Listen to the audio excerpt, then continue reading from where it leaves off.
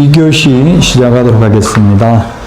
1교시 한 거 중에서 시험에 반드시 나오는 거는 용어정이 6개가 있었습니다. 중개와 중개업. 중개는 아무나 해도 되고 중개업은 개업, 공인중개사만 할 수 있습니다. 중개와 중개업. 그리고 공인중개사는 그냥 자격증 딴 사람. 개업, 공인중개사는 자격증 따가지고 쉽게 말하면 개업한 사람. 소속공인중개사는 자격증 따가지고 취직한 사람. 중개보조원은 자격증 없이 취직한 사람을 말합니다. 용어정의는 시험에 한 문제 나옵니다. 반드시. 그리고 중개대상물 이것도 반드시 한 문제 시험에 출제됩니다. 중개대상물이란 개업 공인중개사만이 중개를 업으로 할 수 있는 대상물이 중개대상물입니다. 그러면 시험에 중개상물인 것은 아닌 것은 이렇게 나오는데요. 단순히 요거는 암기를 다 할 수가 없습니다. 시험에 이렇게 보기가 나오는 게 아니라 예를 들면 공유수면 매립지 이렇게 나와요. 공유수면 매립지라는 말이 여기 없잖아요. 공유수면 매립지가 뭐예요? 매립지, 땅의 땅, 토지의 토지. 그럼 토지가 모두 중개사물이 되냐 안 되냐 이 말이에요. 중개사물이 되려면 일단 중개가 개입할 여지가 있어야 되니까 사고 팔 수 있어야 됩니다. 국가, 지자체 소유 토지는 건물은 중개상물 아닙니다. 서울시청 건물, 건축물이지만 서울시청 건물은 중개상물 아니라고요? 그 사고 팔 수 있는 게 아니잖아요. 중개가 알선할 여지가 없잖아요.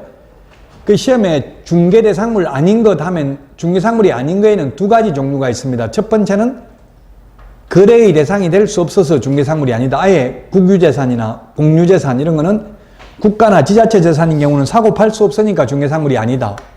그 다음에 또 중개상물이 아닌 거는 개업 공인중개사만이 중개를 업으로 할 수 있는 게 아니라 아무나 다 할 수 있는 것도 중개상물이 아니라고요. 예를 들면 자동차. 여기 자동차가 중개상물이라는 말도 없고 아니라는 말도 없잖아요. 근데 자동차는 해석상 중개상물이 아닙니다. 이 중개상물인 거에 포함되어 있지 않기 때문에 쉽게 말하면 자동차는 자격증 딴 사람도 아무나 소개해도 된다는 이야기입니다. 중고자동차, 옆집에 중고자동차 판다는 거 아무나 소개해도 되잖아요. 꼭 공인중개사 자격증 딴 사람만 할 수 있는 게 아니잖아요. 그래서 결론은 중개대상물은 개업 공인중개사만이 중개를 업으로 할 수 있는 대상물이 중개상물이다. 중개상물이 아닌 거는 두 가지 종류가 있다. 아예 중개가 개입될 여지가 없는 것, 즉 거래의 대상이 될 수 없는 국가 소유 부동산이나 지자체 소유 부동산 중개상물 아니고 또 아무나 중개를 업으로 할 수 있는 것도 중개상물 아니다. 예를 들면 아까 권리금 같은 거는 아무나 해도 되기 때문에 중개상물 아니라고요. 자, 이게 좀 어렵습니다. 용어정의와 중개상물이 어렵습니다. 왜냐하면 법조문에는 그냥 토지라고만 되어 있기 때문에 어렵다는 이야기입니다. 근데 실제로는 모든 토지가 다 중개상물 되는 것은 아니라고 했죠. 공유수면 매립지도 중개상물이 될 수도 있고 안 될 수도 있어요. 불법으로 매립하면 아니고 적법 절차에서 매립해서 준공인가 받았다면 또 중개상물이 됩니다. 그래서 토지가 있고요. 중개상물에 그 밖의 토지의 정착물, 대통령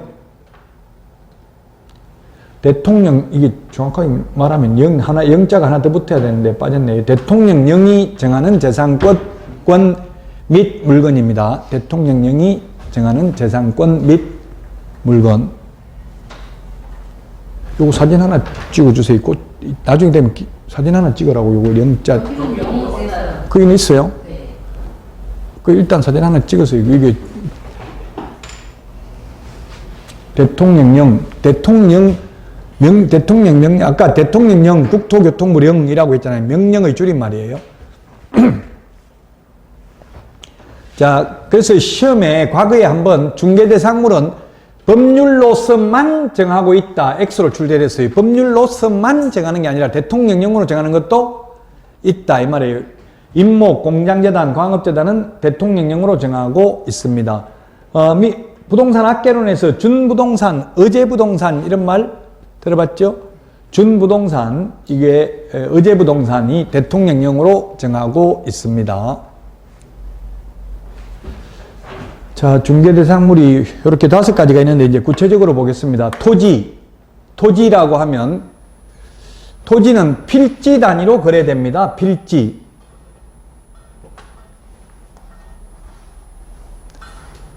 필지 단위로 1번지, 2번지, 3번지, 4번지 하나의 지번이 붙는 것을 1필지라고 합니다.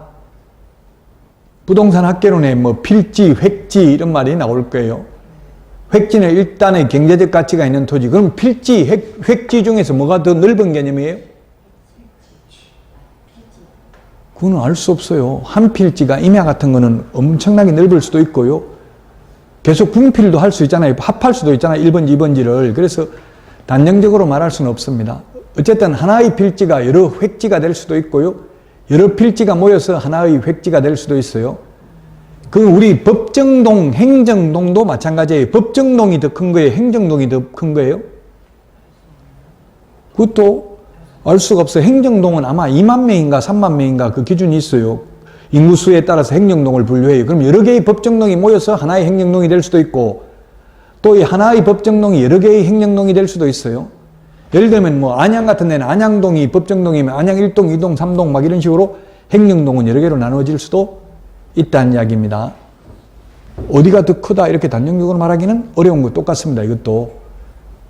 자, 그래서 어쨌든 토지는 거래할 때 필지별로 이게 하나의 지분이 붙는 거 이거 몇 번지 사고 판다 하면 그 번지 있는 거 다 거래하는 거잖아요. 필지 단위로 거래가 이루어진다고요. 단 용익물건의 경우는 일필의 일부도 가능하다. 용익이라는 게 민법에서 지상권, 지역권, 전세권이 용익물건인데 용익이라는 말은 사용, 수익하는 물건이다. 이 말이에요. 용익 말뜻이. 전세권이나 임차권은 즉 방 하나만 전세 줄 수도 있잖아요. 근데 방 하나만 은행에 저당 잡히고 융자 받는 건 안 돼요. 저당권은 일필의 일부에 대해서 안 되는데 용익물건만 가능하다고요. 용익물건 또는 임차권 이런 거는 방 한 칸만 세 줄 수 있지만 우리 아파트 팔면서 방 한 칸만 파는 건 안 되잖아요. 방 한 칸만 전세 주는 거는 가능하지만 그래서 반드시 중개대상물은 일필을 전부에 한해서 가능하고 일필의 일부는 중개상물이 될 수 없다 하면 X라고요. 일필의 일부도 방 한 칸만 예를 들면 전세 줄 수도 있다고요. 그럼 전세 중개 가능하잖아요. 국유재산, 공유재산은 아까 중개상물 안 된다고 했죠. 서울시청 부지 월드컵 경기장, 잠실 야구장, 토지지만 중개상물 아니잖아요. 왜냐하면 개인이 거래할 수 없기 때문에. 자, 기출문제 이런 식으로 나왔습니다. 이게 어려운 게 제가 어렵다고 했어요. 용어정의는 관념적인 것이니까 총칙이니까. 지금 법조문에 토지 채굴되지 않는 강물은 중개상물이다 아니다 아무 말 없었잖아요. 아까 중개상물 법조문에는 대통령령하고 법률에는 토지, 건축물, 임목, 공장재단, 광업재단 요 5가지만 있었어요. 이게 법조문에 없는 게 나오니까 이게 이제 헷갈린다고요. 근데 광업법 제2조에 보면 예를 들면 내 땅 속에 개인 땅 밑에 석유, 석탄이 매장되어 있어도 그 강물 채굴권은 국가의 권능에 속한다 이렇게 되어 있어요. 광업법 제2조에. 개인이 자기 땅 밑에 있다고 개인 게 아니라는 이야기예요. 그래서 중개상물이 아니다 이런 게 출제됐어요. 중개상물 아니다. 이다 해서 X. 미채굴 강물이잖아요. 미채굴 강물하고 채굴되지 않는 강물 같은 말이에요. 그 다음에 이거는 아예 거래의 대상이 될 수 없으니까 중개상물 아니고 온천수, 온천물 팔아먹는 거 이거는 별로 안 중요하니까 중개상물 아니다 이 말은 아무나 중개를 업을 해도 상관없다는 이야기예요. 온천수 사고 파는 거 중개하는 거는 자격증 없어도 가능하다는 이야기예요. 금전채권도 아무나 할 수 있어요. 금전채권. 빚 탕감해주고 예를 들어서 빚 1억 있는 거 5천만 원 탕감해주고 그 대신에 소개할 테니까 나한테 수수료 1,000만 원 달라 받아도 된다고 아무나. 중개상물 아닙니다. 점유 중개상물 아니다. 이게 좀 어려운데 민법에 물권법 아직 안 했을 텐데 점유권이라는 게 있어요. 점유 그냥 가지고 있는 게 점유예요. 점유는 가지고 있는 건데 점유의 성질상 중개가 개입할 여지가 없다. 그 다음에 토지로부터 분리된 수목은 중개상물이다. X 아니다. 토지로부터 분리된 수목. 나무를 베내버리면 동산이에요. 동산. 움직이는 게 동산이죠. 그래서 나무 베어낸 나무는 동산이기 때문에 중개상물 아닙니다. 중개상물이다. X. 제가 어렵다고 했어요. 지금 법조문에 있는 게 나오는 게 아니잖아요. 해석상 묻는 게 나오잖아요. 여기까지만 어려워요. 요것만 끝나고 나면 이제 어려운 거 없어요. 오늘 하는 게 가장 어렵다고 했어요. 중개상물 용어정의 이게 법조문에 딱 있는 게 나오는 게 아니라 생각을 해가지고 관념적으로 풀어야 되니까. 자, 그 다음에 지목이 양어장인 토지. 근데 대한민국 강사 어느 누구도 양어장이 중개상물이다 아니다 이런 걸 강의한 사람 없어요. 없었어요. 왜냐면 지목이 28개 지목이 있는데 그 지목마다 다 이거 전답, 과수원, 목장용리는 중개사물이다 아니다 이렇게 강의하는 사람 한 명도 없다는 이야기예요. 그러나 해석상 모든 지목, 모든 용도, 지역, 지구, 구역, 여러분들이 공법에 한 350개 정도 용도, 지역, 지구, 구역이 있어요. 뭐 도시지역, 관리지역, 농림지역, 자연환경 보전지역 다 중개사물 됩니다. 개발제한구역. 용도, 지역, 지구, 구역은 행위제한, 공법상 행위제한이 있는 거지 거래 자체가 불가능한 것은 아닙니다. 토지거래 허가구역도 중개사물 됩니다. 허가만 받으면 되잖아요. 토지거래 허가구역도 중개사물이고 모든 용도, 지역, 지구, 구역 다 중개사물입니다. 단 뭐 국가 땅이다, 지자체 땅이다 이런 말이 없는 한 개인 땅이면 가능하다는 이야기예요.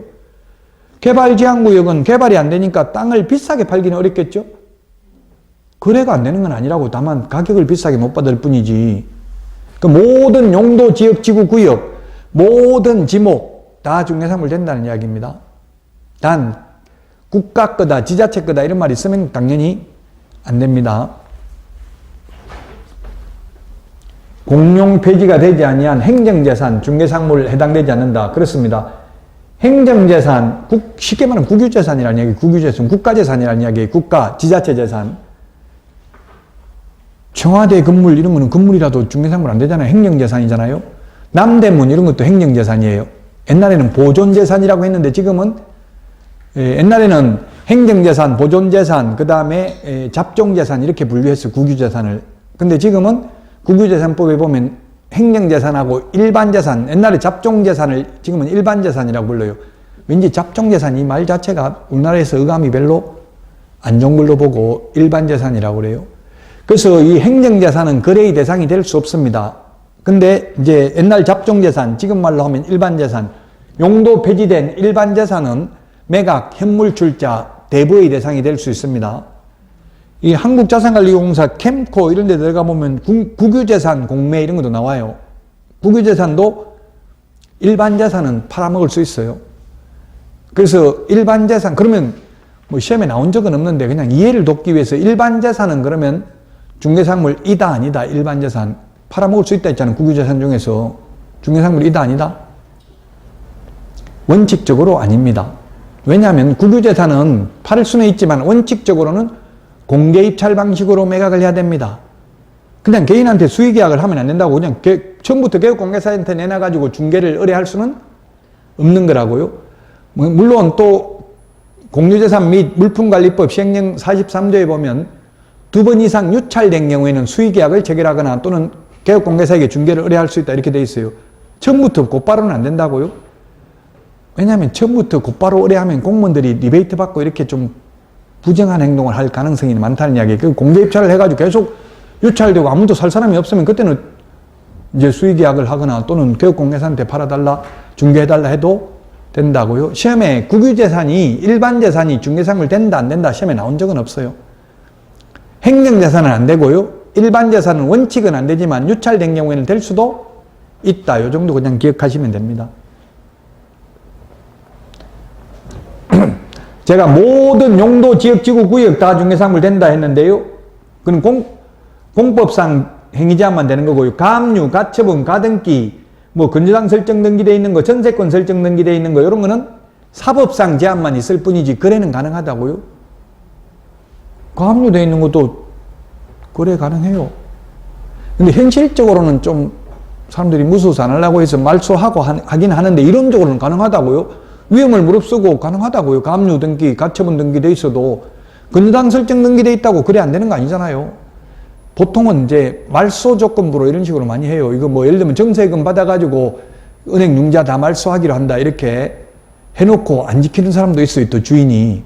그러니까 이제 개업공개사는 말소하기로 한다 했으면은 잔금 치를 때 돈 가지고 은행 가서 직접 말소하고 그 서류 같은 거 은행에서 영수증 같은 거 받고 해야 돼요. 그냥 돈만 갚아가지고 되는 게 아니에요. 근저당이 설정되어 있으면 1억 융자를 하면서 근저당 채권 최고금액 1억 3천 이렇게 설정되어 있으면 감액 등기를 해야 돼요. 그걸 등기법에서는 변경 등기라고 하는데 채권 최고금액을 변경해야 된다고요. 그걸 소위 현업에서는 감액 등기라고 해요. 그대로 채권 최고금액을 그대로 나누면 다 갚았다 하더라도 나중에 또 빌려버리면 그게 순위가 앞서게 된다고요. 근저당이 설정되어 있으면 최초 근저당 설정 등기 된 날로. 자, 어쨌든 건재당이 설정되어 있든 가압류가 되어 있든 압류가 되어 있든 가처분 등기가 되어 있든 전세권 설정 등기가 되어 있든 지역권 설정 등기가 되어 있든 다 중개상물 된다.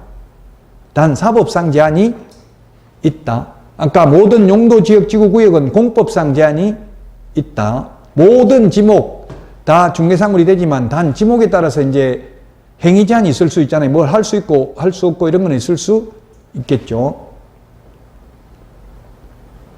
토지를 허가구역 또 허가받으면 된다 했잖아요.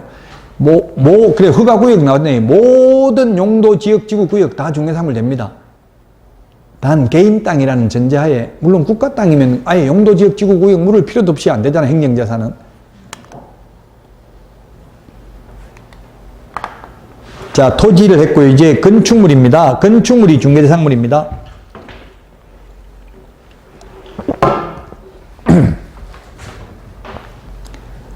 자, 건축물인데요. 건축물의 경우 일동의 일부도 중개사물이 된다. 예를 들면 아파트 101동, 101호도 중개사물 되잖아요. 집합건물. 요즘은 이런 건물, 우리 학원건물 이런 것도 다 거의 집합건물 구분등기를 보통 해요. 구분등기 안 하면 통매매밖에 안 되잖아요. 이게 전부 다. 근데 구분등기가 돼 있으면 그냥 201호만 팔아먹을 수도 있는 거죠. 요즘 상가 같은 것도 그냥 통매매가 쉽지 않잖아요. 금액이 크면 거래하기가 쉽지 않죠. 그러니까 보통 구분등기를 많이 하니까 일동의 일부도 가능하고요. 미등기 건물, 무허가 건물도 중개상물 됩니다. 미등기되어 있다고 무허가라고 못 팔아먹는 건 아니죠. 단 개업공개사는 이거 무허가입니다. 미등기입니다. 말만 해주면 된다고요. 무허가, 미등기 건물도 중개상물 되고요. 그래서 이 건축물이라고 하면 민법상 건축물을 말합니다. 지붕도 있어야 되고요. 벽도 있어야 되고 기둥도 있어야 건축물입니다. 원칙적으로. 건축법 건축물하고는 다르다는 이야기입니다. 아직 건축법을 안 배웠을 텐데 건축법에는 지붕과 벽 또는 기둥이 있으면 되거든요. 그래서 이동식 세차장구조물, 우리 옆에 이게 주유소에 세차해주는 기계 있잖아요. 이것도 건축법상 건축물에는 해당됩니다. 이동식 세차장구조물이. 그러나 민법상 건축물에는 해당되지 않기 때문에 중개상물이 아니다. 시험에 출제됐어요. 이동식 세차장구조물. 이동식 세차장구조물은 지붕이 있고 기둥이 있다. 그러나 주벽이라고 할 만한 것도 없고 볼트 조립 방식으로 되어 있어 쉽게 분리 철거가 가능하여 민법상 건축물은 아니므로 중개상물이 아니다. 중개상물이 왜 이런 판례가 나왔냐 하면은 무등록 중개업자가 이동식 세차장구조물을 한 건 소개하고 500만 원씩 받아서 3건을 중개했어요. 무자격자가. 그 옆에 개업공개사가 고발했다고 지금 무등록 중개업자 하고 있으니까 단속해달라고. 대법원까지 갔는데 결국 처벌받는다 안 받는다? 무등록 중개업자로? 안 받는다는 뜻이에요. 중개상물이 아니기 때문에. 아무나 해도 된다고요. 왜? 주백이라고 할 만한 것도 없고 쉽게 분리 철거가 가능하므로 이를 민법 99조 1항에 있는 민법상 건축물이라고 볼 수 없으므로 중개상물이 아니다. 판례가 그래요. 판례가. 법조문에는 없지만. 그렇게 중요한 물건 아니라는 이야기예요. 그냥 아무나 해도 돼. 중개대상물은 아까 토지, 건축물 이런 거는 일반인들은 중개를 업으로 할 수 없는 게 왜 없냐면은 토지 같은 거는 누르르만 보고는 이게 비싼 토지다, 안 비싼 토지다 알 수 있어요? 없어요? 없다고. 용도, 지역, 지구, 구역에 따라 땅값이 완전 차이가 난다고. 예를 들면 뭐 최고 비싼 데가 어디? 중심 상업지역 이런 데가 비싸잖아요. 주거지역은 어디가 비싸요? 일종 전용 주거지역, 준주거지역 둘 중에서 땅값이 어디가 비싸요? 준주거지역하고 전용주거지역하고 어디가 비싸겠어요? 땅값이? 준주거가 비싸요. 준주거 이런 데는 아파트 지을 수 있고 전용주거는 그냥 단독주택밖에 못 지어요. 왜냐하면 제1종 전용주거지역은 용적률이 100%, 건폐율이 50% 이 정도밖에 안 돼요. 그럼 2층 단독주택 이런 것밖에 못 짓는다고. 행위 제한이 있으니까 땅값이 싸다는 이야기예요. 2층밖에 못 지니까 고층 주상복합 이런 거 못 올리니까. 그래서 용도, 지역, 지구, 구역에 따라 땅값이 다 달라지는데 그냥 잘생겼다고, 이쁘게 생겼다고 땅이 비싸는 게 아니잖아요. 옛날에 미간지구라는 게 있었어요. 지금은 없어졌지만. 그럼 미간지구, 아름다운 지구가 비싸냐고 땅값이. 설악산 꼭대기 비싸냐고 땅값. 지리산, 한라산 꼭대기 경제적 가치는 제로예요. 아무것도 집을, 한마디로 말하면 땅이 비싸고 싼 거는 쉽게 말하면 집을, 건물을 지을 수 있는지 없는지에 따라 땅값이 결정된다고요. 그 건물을 짓고, 뭐, 또 그럼 건물을 지을 수 있다면 얼마나 높게 지을 수 있는지, 용적률, 그게 용적률이죠, 부피. 용적률이 얼마나 높으냐, 뭐, 중심상업적 이런 거는 뭐, 1500% 이하 뭐 이런 게 있어요. 예를 들면. 그 높이 지을 수 있으면 최유효 이용을 할 수 있으니까 땅값이 비싸겠죠? 2층밖에 못 올리는 건 땅값이 쌀 거고요. 그 눈으로만 보고 알 수 없다고요. 그 공법을 공부해야 된다고. 땅을 거래하려면 용도, 지역, 지구, 구역 이런 걸 알아야 되고요. 토지 이용계획 확인서 이런 거 떼봐야 돼. 그래서 전문 자격증 있는 사람만 중개를 업으로 할 수 있다고. 토지 같은 거는 눈에 보이는 것만 보고 알 수 없으니까. 근데 자동차는 어린애가 봐도 뭐 옛날에 뭐 티코, 그랜저 이런 말들 많잖아요. 어린애가 봐도 이거 비싼지 싼지 금세 알아요. 그러니까 그런 건 꼭 자격증 있는 사람이 할 필요 없다는 이야기예요. 자동차 같은 거는. 그래서 중개사물이 아니라고 아무나 해도 되니까. 건물도 이거 눈에 보이는 것만 가지고 이 건물 가격을 책정할 수 없어요. 건축물 내장 떼보고 뭐 위법 건축물이 있는지 이런 걸 다 공부를 확인해야 되죠. 눈에 안 보이는 것도 확인해야 되니까 자격증 있는 사람이 해야 된다고. 이동식 세차장 구조물 X 이 말은 중개사물 아니라는 이야기예요. 이게 아무나 해도 된다고. 자격증 있는 사람만 하는 게 아니고.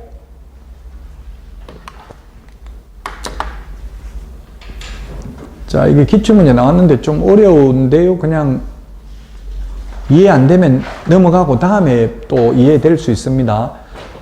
아까 원래 건축물은 지붕, 벽, 기둥이 있어야 된다 했는데요. 판례는 또 기둥 같은 게 없어도 미래의 건축물, 동호수가 특정된 미래의 건축물은 중개사물 된다는 게 또 판례입니다. 분양권이 중개사물 된다 안 된다 법조문에는 없어요.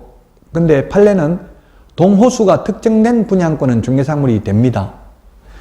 그리고 입주권이 중개사물이다 아니다 이렇게 시험에 나오는데 모두 정답이었어요.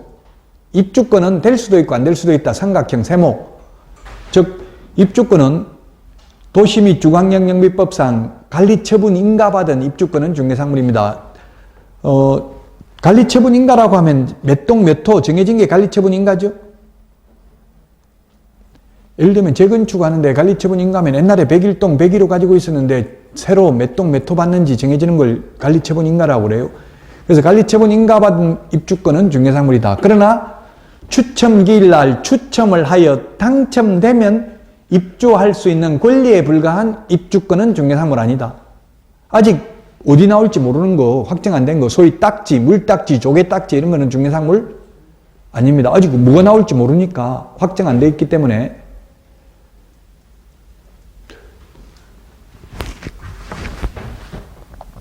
대토권, 이른바 대토권도 중개사물 아닌데 대신 토지로 받는 권리입니다. 보통 이제 그 인터넷에는 보면 이택 이렇게 집어보면 나오죠. 이주자 택지를 공급받을 수 있는 지위. 원주민들 무슨 신도시, 분당 신도시 이런 거 신도시 같은 거 만들면 택지개발촉진법에 의해서 신도시 만들면 그 신도시의 원주민들 그 땅 소유자 원주인들한테 대토권을 줘요. 왜냐면 이게 어디 나오냐면 공익사업을 위한 취득 및 보상에 관한 법률인데요. 예를 들면 다목적 댐 건설한다고 시골에 있는 그 마을이 하나 다 수몰되고 이게 뭐 합천댐 이런 게 있더라고요. 그 마을 주민들이 우리는 돈 아무리 많이 줘도 절대 반대다. 대대로 물려받은 이 집에서 절대 나갈 수 없다. 이런 식으로 말한다고요. 그러면 흩어지기 싫다 마을 주민들. 그럼 따로 그 땅 줄 테니까 같이 모여 살아라고. 대신 대토권이라는 게 뭐냐면 대신 토지로 받는 권리. 이게 대토권이에요. 뭐 대신에? 현금 보상 대신에 대토권이라고요. 이 대토권도 아직 위치와 면적이 특정되지 아니한 상태를 대토권이라고 그래요. 그래서 대토권인 상태에서는 거래하는 것 자체가 불법입니다. 나중에 위치와 면적이 특정되고 나면 이제 전매해도 됩니다. 이렇게 시기가 나와요. 그때는 중개사물 되겠죠. 아직 위치와 면적이 특정되기 전의 상태에는 보면 보통 추첨을 해서 결정을 하는데 어디가 나올지 아직 확정이 안 된 상태가 대토권입니다. 중개사물 아니고 이거는 거래 안 됩니다. 불법입니다. 거래하는 것 자체가. 권리금 아무나 해도 되기 때문에 중개사물 아닙니다. 중개사물 아닌 거는 거래가 불가능한 게 있고 아무나 해도 되는 것도 중개사물 아니라고 했어요. 개업 공인중개사만이 중개를 업으로 할 수 있는 게 중개사물이다. 금전 채권 이것도 아무나 중개를 업으로 해도 된다.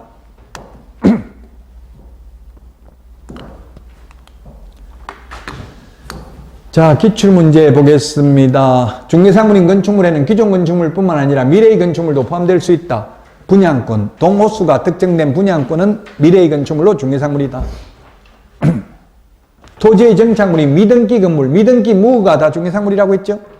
미등기 건물 거래 못하는 건 아니에요. 미등기 건물은 중개사물 아니다 이러면 아무나 해도 되는 거잖아요. 거래는 가능하니까. 근데 개업공개사만이 중개를 업으로 할 수 있습니다. 이게 소위 대토권입니다. 대토권, 이주자 택지를 공급받을 수 있는 지위, 공익사업을 위한 취득 및 보상에 관한 법률에 따라서 옛날에는 토지 수용법이라고 불렀어요. 근데 수용당하면 왠지 손해보는 이런 느낌이 들죠? 그래서 말 이름을 바꿔서 법 이름을 공익사업을 위한 토지 취득 및 보상에 관한 법률, 뭐 공치법 이렇게 줄여서 공법에 말하기도 합니다. 법은 어디 보면 돼? 법제처, 국가법령정보. 여러분들이 이거 꼭 어플 다운받으세요. 어플 플레이스토어나 앱스토어에 가서 국가법령정보 국가법령정보라고 치가지고 어플 다운받아가지고 이게 법조문을 확인 가능합니다. 법 이름 치면은 그 법조문 나오면 그 검색하는 게 있으니까 일단 다운 하나 받아 놓으세요. 자, 그래서 대토권은 중개사물 아니다, 이다, X고요. 그 다음에 특정 동호수에 대해서 수분양자가 선정된 장차 건축될 아파트는 중개사물이다.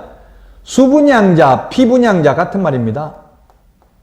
수분양자가 뭐예요? 분양한 사람이에요? 분양받은 사람이에요? 수분양자라는 말이? 분양, 수가 받을 숫자에 받을 수. 분양받은 사람이 수분양자예요.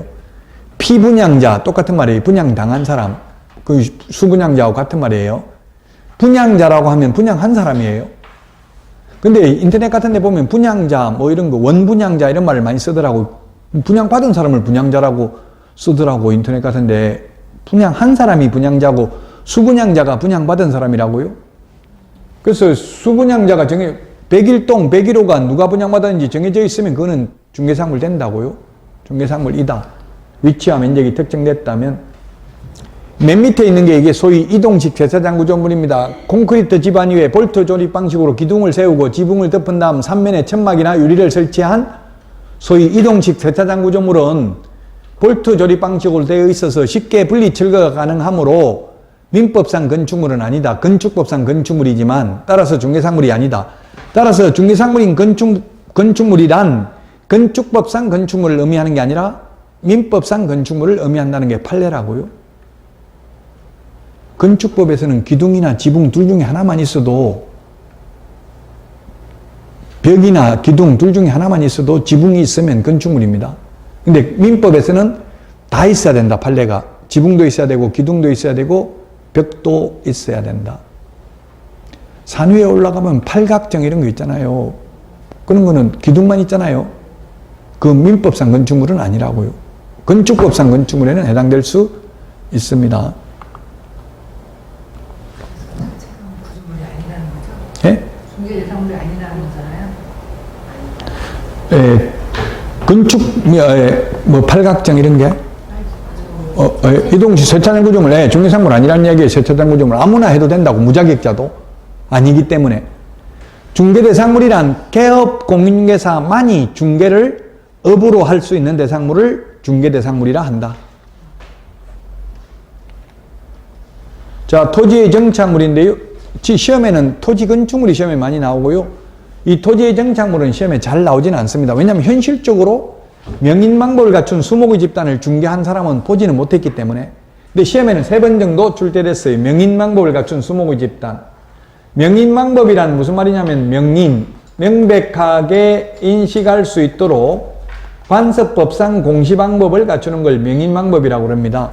그래서 담장을 쌓아둔다든지 나무에다가 이름표를 적어둔다든지 이렇게 관습법상 공시방법을 갖추면 토지와 분리하여 거래의 대상이 되며 또한 중개사물에 해당된다는 게 행정심판 결정 내용입니다. 저는 아직도 사실은 이거 중개사물 아니라고 개인적으로는 봅니다. 근데 제 개인적인 견해가 시험에 안 나오니까 그냥 암기해야 됩니다. 논리적으로 이해하기 어려워요.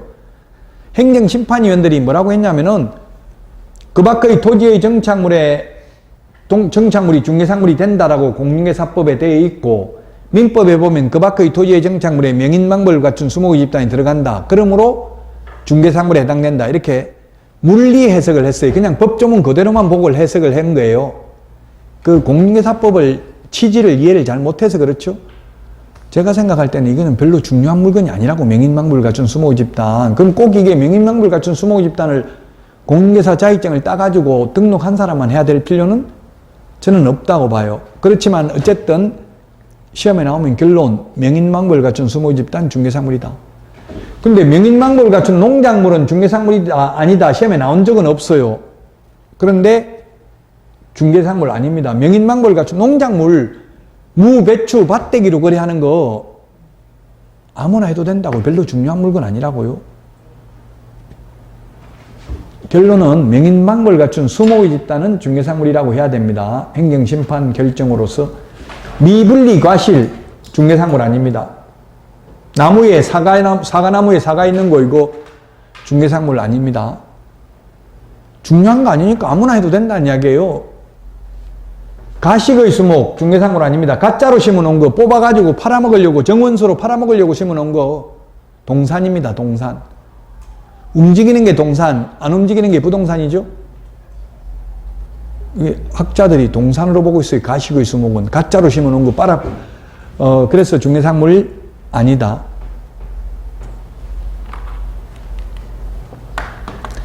자, 시험에 기출문제에 명인망벌을 갖춘 수목의 집단 중개상물이다. 가식의 수목, 가짜로 심어놓은 거 동산이라고 했습니다. 암석, 토사, 바위암자, 돌석자, 헛토자, 모래사자 이런 거는 토지의 일부분이지. 예를 들면 여주보에 가보면 이명박 정부 때 4대강 사업을 해가지고 그게 모래가 엄청나게 많이 쌓여 있었어요. 토지와 분리하여 그 모래만 중개대상물이라면 그 모래 중개하는 업으로 하는 거는 개업공개사만 가능하잖아요. 중개상물 아니라고 아무나 해도 상관이 없다는 이야기예요. 화강암 캐가지고 팔아먹는 거 중개하는 거 꼭 공인중개사 자격증 따가지고 해야 되는 거 아니라고요. 아무나 해도 된다고요. 그래서 중개상물 아니다. 가식의 수목도 마찬가지예요. 정원수 사고 파는 거 아무나 중개도 돼. 개업공개사만 중개를 업으로 할 수 있는 게 아니고요. 그래서 중개상물 아니다. 동산, 질권, 부동산이잖아. 부동산, 중개상물은 동산이니까 질권은 중개상물 아니다. 질권은 동산질권, 권리질권이니까 중개상물 아니다. 민법에 물권법에 질권은 제외됩니다. 8개 물권이 있잖아요. 지상권, 지역권, 전세권, 지지전, 유질저, 유치권, 질권, 저당권, 점유권이 있는데요. 소유권 이렇게 8개가 있는데 그 중에서 질권 제외하고 7개에서 14문제 정도 출제돼요. 민법에. 영업상 노하우 등 무형의 재산적 가치 이걸 뭐라고 불러요? 권리금. 한마디로 말하면 권리금. 권리금 중개상물 아니다. 아무나 중개하고 돈 받아도 된다. 권리금 알선하는 거. 근데 권리금 이게 쉽지가 않더라고요. 그냥 우리나라 사람들은 그 권리금의 가치를 평가도 안 하고, 내가 지금 중개업소도 제 아는 지인이 임신했다고 그만둔다고 구해달라고 하는데 권리금 7천만 원 받아달라는데 몇 분 소개하니까 전부 다 비싸다고 안 해요.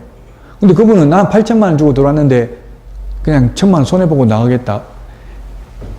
무조건 그렇게 하는 게 아니라 평가를 해봐야 되죠. 실제 내가 들어올 때는 7천만 원 줬다 하더라도 8천만 원 줬다 하더라도 손님이 다 떨어지고 계약한 게 별로 없으면 권리금 다 까먹을 수도 있죠. 들어올 때보다 훨씬 더 잘 되고 이러면 더 받을 수도 있는 거고요. 근데 지금 8천만 원씩 주고 뭐 5천만 원 넘게 주고 하려는 사람이 별로 없더라고요. 요즘 같은 경우는. 오히려 이럴 때 더 개업을 하는 게 좋을 수도 있어요. 한창 경기가 좋고 이러면은 더 비싸겠죠. 권리금도. 내년 보통 지금 뭐 이게 전문가들이 맞출 수도 있고 못 맞출 수도 있어요. 근데 대체로 보니까 지금 올해 상저하고 올 하반기부터는 좀 올라갈 가능성이 있다 하더라고요. 부동산 가격이. 그러니까 여러분들은 지금 자격증을 따놔야 된다고요. 올라갈 가능성이 있는 거지 그거 맞출 수는 없어요. 아무도. 그거 맞추면 다 부자 되겠죠. 저도 못 맞춰요. 왜냐하면 정책이 자꾸 올라가면 내려가는 정책을 펴고 내려가면 또 부양책을 써가지고 올라가게 만들고 이렇게 정책에 따라서 가격이 많이 결정되거든요. 그 지금 대체로 내년 올 하반기부터 약간 올라간다고 보는 게 금리 같은 게 정책이잖아요. 금리가 좀 내려갈 가능성이 있다. 일단은 하반기부터. 그리고 지금 착공 물량이 많이 줄어들었대. 이거 분양을 안 한다는 이야기 전체적으로 보면 분양하는 물량이 줄어드니까 공급이 줄어드니까 수요는 어느 정도 정해져 있는데 공급이 줄어들면 수요 공급의 원칙에 따라서 또 올라갈 가능성이 있다. 가능성이 있다고 보는 거지 절대적이진 않아요.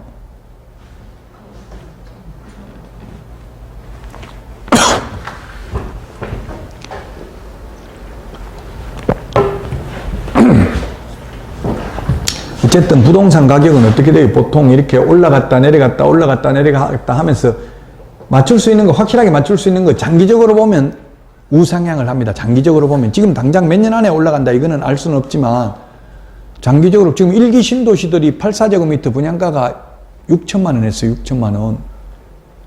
지금 뭐 분당 이런데 근데 10억 넘잖아요. 지금 분양가 84제곱미터 6천만 원 했는데 1기 신도시가 그 장기적으로만 보면 올라가는 건 확실합니다. 근데 지금 당장은 또 이게 내려가는 텀이 얼마나 될지 3년이 될지 4년이 될지 5년이 될지 이런 건 알 수 없는 거예요. 그 실거주 할 사람은 그러니까 사야 되겠죠. 집 하나는.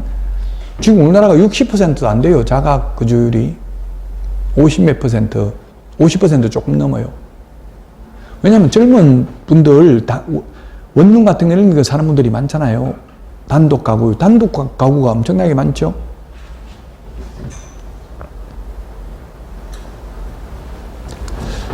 자, 이게 권리금은 중개상물 아니다. 아니기 때문에 아무나 이다 해서 X라고 아니라고요. 아무나 중개를 업으로 해도 상관없다는 이야기예요. 20톤 미만 선박은 동산이라서 중개상물 아니고 20톤 이상은 의제부동산인데 대통령령의 규정이 없어서 중개상물 아닙니다. 의제부동산 중에서 중개상물에 해당되는 것은 임목, 공장재단, 광업재단 밖에 없습니다. 시험에는 토지 건축물이 많이 나온다고 했어요. 임목 시험에 거의 안 나옵니다. 그래서 이번에는 그냥 간단하게 넘어가면 임목이라는 것은 설립자, 나무목자인데요. 살아서 서 있는 나무, 생립, 등기된 나무를 임목이라고 합니다. 근데 현실적으로 여러분들 임목 등기해 보셨어요? 안 해보셨어요? 안 해봤죠? 제가 등기소에서 전화해가지고 등기관한테 임목 등기해 봤냐 물어보니까 단 한 명도 임목 등기 안 해봤다더라고요. 저 강원도 등기소에 연락해보세요 하더라고요. 강원도 연락하니까 자기도 안 해봤대. 그래서 시험에 거의 안 나와요. 임목 등기된 나무라고요. 임목이. 결론은 임목 등기된 나무는 중개상물이다. 근데 저도 한 번도 임목 중개해 본 적 없고요. 현업에 30년, 40년 있는 분한테도 물어봐도 해본 적 없다더라고요. 그러니까 시험에 잘 안 나온다고. 너무 여기에 신경 쓸 필요 없다고요. 임목, 등기된 나무를 임목이라고 한다. 그 정도만 하고 넘어가겠습니다. 공장재단, 광업재단의 경우 역시 중개상물인데 일물 일건주의 예외입니다. 공장재단,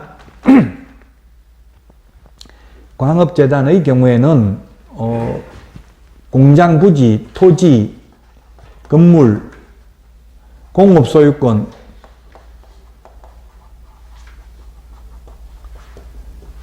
이것도 시험에 역시 잘 나오진 않습니다. 이런 것들을 다 묶어서 일물 일권주의 예외다 이 말은 뭐냐면 원래는 하나의 물건에 하나의 소유권이 있는 게 원칙입니다. 근데 이거는 물건은 여러 개라고 토지, 건물, 공업소유권, 생산설비 등등을 다 묶어가지고 아예 하나로서 거래의 대상이 되고 하나로서 중개상물이 되지 토지에서 분리된 공업소유권만, 건물만 공장재단, 광업재단에서 분리하여 공업소유권만 따로 떼어내서 팔 수도 없고 중개상물이 될 수도 없다. 그럼 왜 이 공장재단, 광업재단을 설립하냐면은 담보가치를 높이기 위해서 토지만 저당권 설정하면 금융기관에서 대출을 안 해주려고 하니까 그 재산적 가치가 있는 걸 모두 다 묶어서 공장재단을 만들어가지고 공장재단 전체가 하나의 물건으로서 거래의 대상이 되고 중개상물이 되도록 한 겁니다. 담보가치를 높이기 위해서. 어쨌든 시험에는 공장재단, 광업재단에서 분리된 공업소유권 중개상물 아니다. 일물 일권주의 예외로서 재단 전체가 하나로서 중개상물이 된다.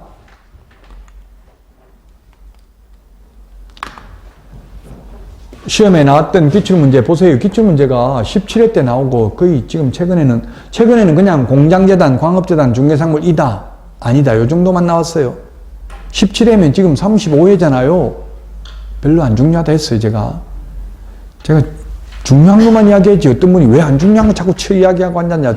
안중근과 왜 강의하냐 하지 말지 이렇게 하는 분이 있는데 너무 그렇게 스트레스 받지 말고 그냥 편안하게 들으시면 돼요. 딱 시험에 나오는 것만 알면 그것만 하면 되는데 배경 지식이 좀 있어야 되거든요. 요즘 출제 경향을 보면 단순히 딱 그 문제만 안개가 되는 게 아니라 전체적인 배경 지식이 좀 이해할 수 있는 전체적인 그런 마인드를 묻는 게 있기 때문에 말씀을 드리는 거예요. 자, 소유권 보존 등기를 받을 수 있는 수목의 집단은 임목 등록원부에 등록된 것에 한정된다. 맞습니다. 우리 토지 소유권 보존 등기 하려 하더라도 토지 대장부터 먼저 만들어야 돼요. 마찬가지로 이것도 임목 등록원부부터 먼저 만들고 그 등록된 것만 등기가 가능합니다. 임목의 소유자는 토지와 분리하여 임목을 양도할 수 있다. 임목이 뭐냐면 이게 산이 있는데요. 토지가 갑의 소유인데 임목도 갑 이름으로 등기가 되어 있으면 별도의 부동산이니까 토지와 분리하여 거래의 대상이 되고 중개사물이라고 임목, 등기된 나무는. 그 다음에 공장재단, 광업재단, 중개사물이다. 등기된 나무, 임목, 중개사물이고 명인망법을 갖춘 수목의 집단, 중개사물이다. 그냥 수목의 집단 하면 중개사물 아닙니다. 자, 중개대상물은 법정 중개사물은 5개. 토, 근, 입, 광, 공, 토지, 건축물, 임목, 공장재단, 광업재단이다. 중개사물이다.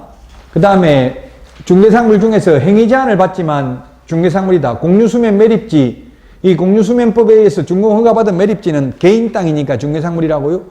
서산 간척지 정주영 씨가 매립해가지고 준공허가를 받았다면 준공이 뭡니까? 준공이 공사 시작하기 전에 받는 게 준공입니까? 준공허가가 공사 끝나고 받는 게 준공허가입니까? 예? 공사 끝나고 받는 게 준공이에요. 제가 어릴 때 1979년도 박정희 전 대통령께서 삽교천 준공식에 갔다 오셔서 서거하셨다 이런 게 뉴스에 나오더라고요. 그 삽교천 준공식이 뭐 하는 거예요? 공사할 때 하는 게 준공식이냐고, 공사 끝나고 하는 게 준공식이냐고요? 공사 끝나고 하는 게 준공이에요.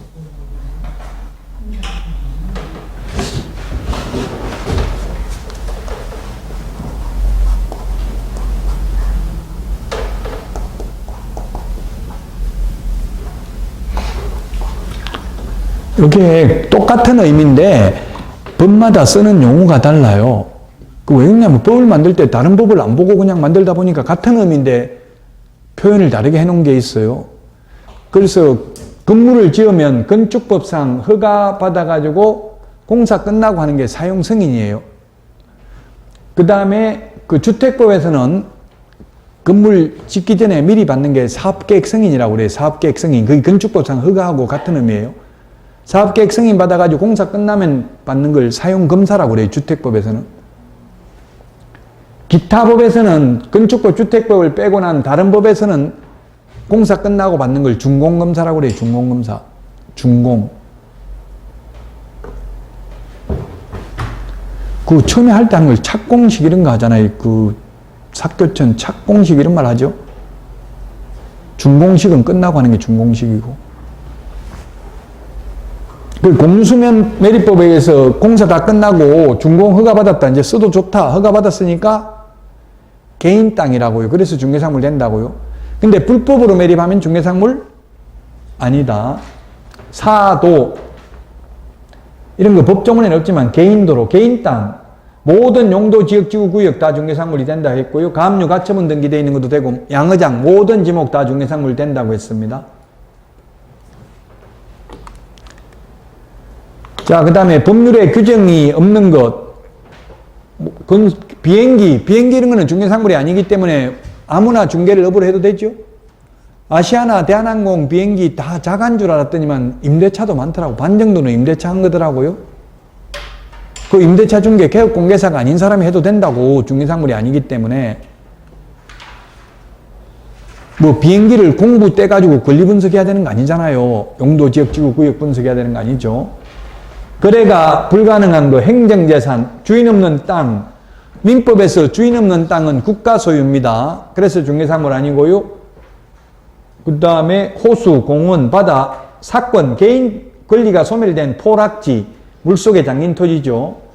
국유재산 중에서 일반재산, 제가 아까 일반재산이요 세모해 놓은 이유는 일반재산은 처음부터 곧바로 중개상물은 안 되고 유찰되면 된다 했죠. 처음에는 공개입찰 방식으로 해야 되고요. 그 다음에 경매, 공매 그 자체, 수용 자체에는 중개개입 여지가 없다. 상속, 증여, 기부채납, 환매 이런 것 중개개입 여지가 없다. 이 자체에는. 그러나 시험에 상속받은 전답, 증여받은 전답 중개상물입니다. 상속받은 사람이 상속인입니까? 피상속인입니까? 상속받은 사람이 상속인이냐고 피상속인이냐고요. 상속받은 사람. 상속받은 사람이 상속인. 상속해주는 사람이 피상속인. 그럼 상속세는 누가 내요? 상속인, 피상속인 중에서. 받은 사람이 상속인이죠. 죽고 없는데 피상속인이 낼 수 없죠. 증여하는 경우에도 증여세는 누가 내는 거예요? 수증자, 받은 사람이 내는 거예요. 증여자, 준 사람이 내는 게 아니고. 제가 경상도에서 태어나서 이 발음을 잘 못해요. 이런 거. 밑으로, 이거 잘, 어떤 분이 경상도 태어났다니까 쌀 해봐라 하던데, 쌀은 할 수 있어요, 쌀은. 쌀은 하는데, 이거는 잘 못하겠더라고요. 증여, 이걸 잘 못해요, 이걸. 근데 이번에 지금 올해부터 증여세 공제가 결혼하거나 애 낳으면은 1억.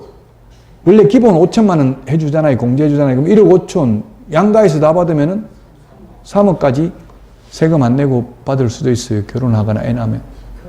돈 있는 사람만 근데 돈 있는 사람만이 결혼하면 준다고요?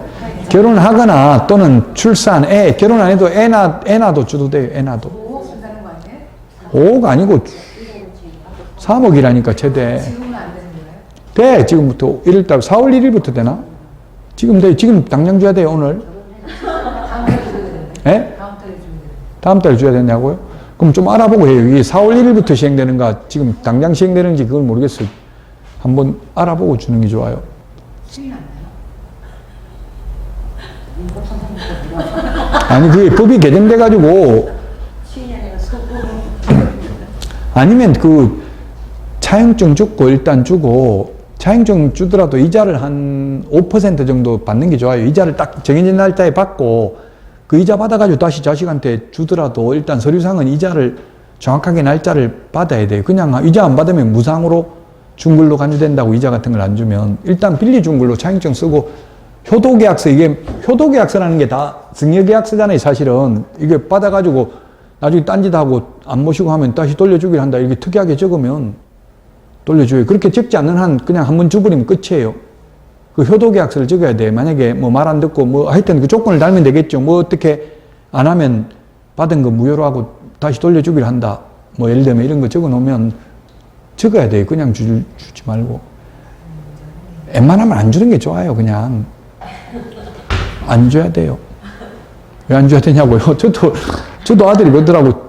지금 달라 하더라고. 없다. 다음에 내가 죽을 때 줄게 하니까 그때 필요 없어요. 필요할 때 주려면 주세요 하고 완전 협박하듯이 그러더라고요. 그래도 줄 돈이 없어서 없다니까 돈 안 벌고 뭐 했는데요. 이때까지 뭐 이러면서 그 주고 나면 줄 때 잠시 한 1초 기분 좋다가 또 돌아서면 또 달라고 그래요. 그게 문제더라고. 그 뭐 봉하게 생각하는 게 아니라 당연히 맞는 걸로 생각하고 그냥 한 하루만 지나고 나면 또 그것도 입이 나와가 있어. 왜 그런데 물어보면 돈이 없어가지고 힘들어 죽겠다고 이러면 또 부모가 있으면 줄 수밖에 없잖아요.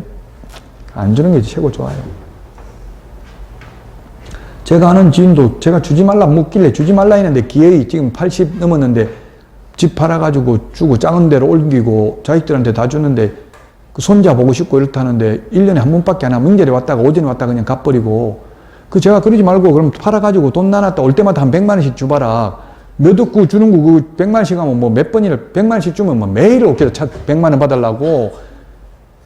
그러니까 미리 한 번에 주고 나면 잠시 그냥 고맙다 하고 끝이라고 1시간도 안 가요. 올 때마다 한 100만 원 이렇게 주면 계속 찾아온다고 돈 받으려고.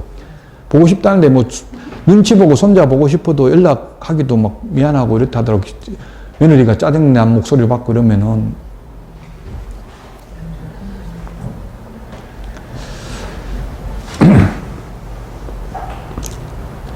자, 어쨌든 이런 거는 상속 그 자체는 법률의 규정에 의해서 상속이 된다고요. 증여도 주는 것도 주고 싶으면 마음대로 주는 거니까 개업공개사가 뭐 장남한테 상속받도록 중개해줄게 이렇게 할 여지가 없죠. 그러나 상속받은 전답 이렇게 시험에 나오는데 상속받은 거는 누구 거기 때문에 상속인 거니까 중개대상물 되죠. 상속 그 자체에는 개입 여지가 없고 상속받은 전답, 증여받은 토지는 중개상물 된다고요. 수정자 거니까 받은 사람 거니까. 그 다음에 점유권, 질권 이런 거 분묘기지권, 분묘기지권 이런 거는 분묘기지권은 종손에게 전속되는 권리니까 사고 팔 수 있는 권리가 아니라서 중개상물 아니다.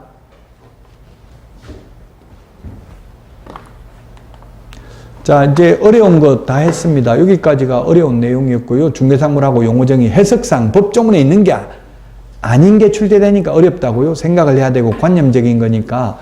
그러나 이제 이 공인중개 여기서부터는 이제 앞으로는 논란의 여지가 없어요. 그냥 여기 있는 내용만 막말로 암기하면 돼요. 다툼의 여지가 없다고. 시험 누가 보느냐. 시도의사가 자격증 준다. 시험에 시장군수구청장이 준다. 국토부 장관이 준다. X 이렇게 나오니까 단순히 암기하는 거죠. 쉬었다가 하도록 하겠습니다. 문제 드린 거 한번 좀 풀어보십시오.